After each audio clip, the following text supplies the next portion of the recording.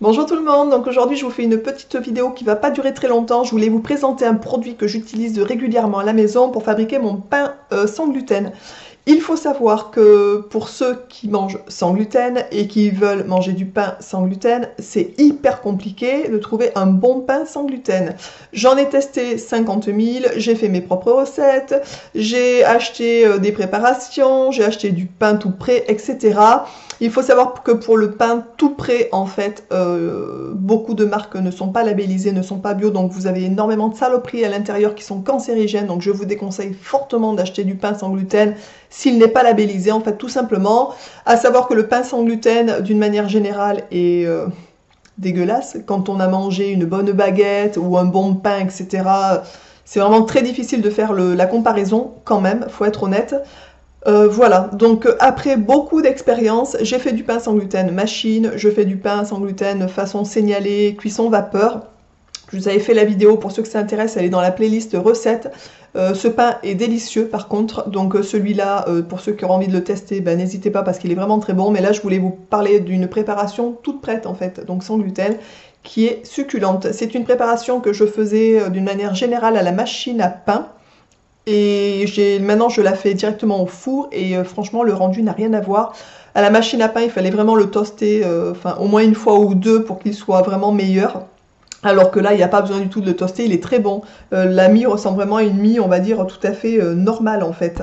Donc c'est une préparation que je vous avais déjà parlé dans ma vidéo les produits sans gluten que je consomme, mais je voulais vraiment vous faire une revue, on va dire, sur ce produit-là. Donc c'est une préparation de pain bio au sarrasin qui est de Ma Vie Sans Gluten. Honnêtement, Ma Vie Sans Gluten, je ne suis pas sponsorisée par Ma Vie Sans Gluten, mais c'est une marque que j'utilise beaucoup et je trouve qu'ils ont vraiment des très bons produits. Donc voilà.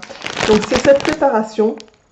Vous pouvez la trouver dans les Biocoop ou sur le net en fait, hein, tout simplement.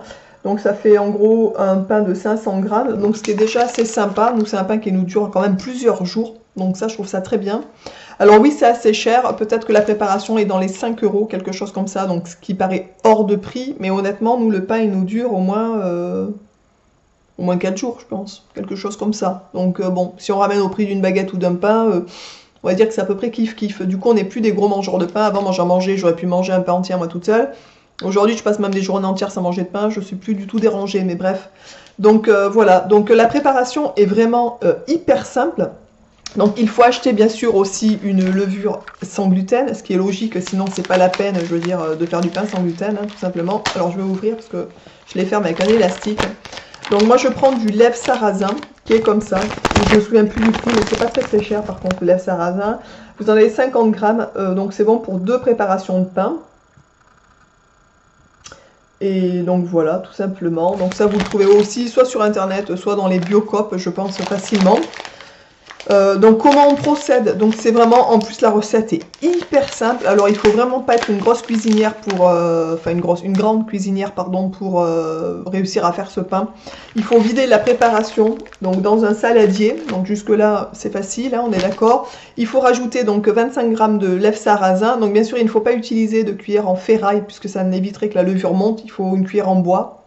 Tout simplement, donc vous mettez 25 grammes de lèvres sarrasin dans le saladier, vous rajoutez une cuillère à soupe d'huile d'olive et environ 500 millilitres d'eau tiède.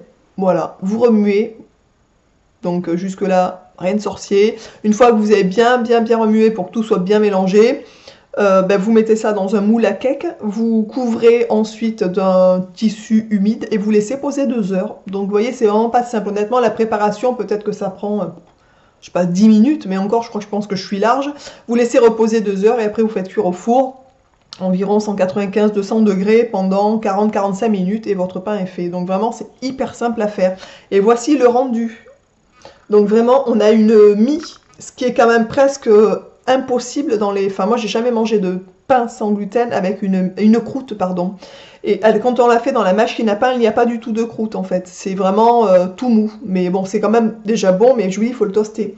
Alors que là, il y a une croûte qui se forme quand on le fait cuire au four. Donc ça, c'est quand même délicieux. La dernière fois, je l'avais fait cuire peut-être un tout petit peu plus longtemps. La croûte est encore plus croustillante.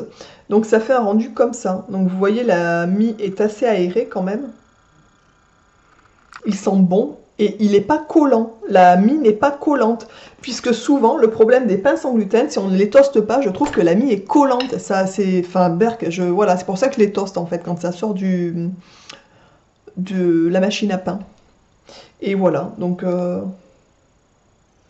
voilà la bête. Je voulais vraiment vous en parler parce que je sais qu'il y a pas mal de personnes sur ma chaîne qui ne mangent pas du tout sans gluten, sans etc. Mais je sais qu'il y en a qui me suivent, qui mangent aussi à peu près sainement, on va dire, ou qui essayent du moins.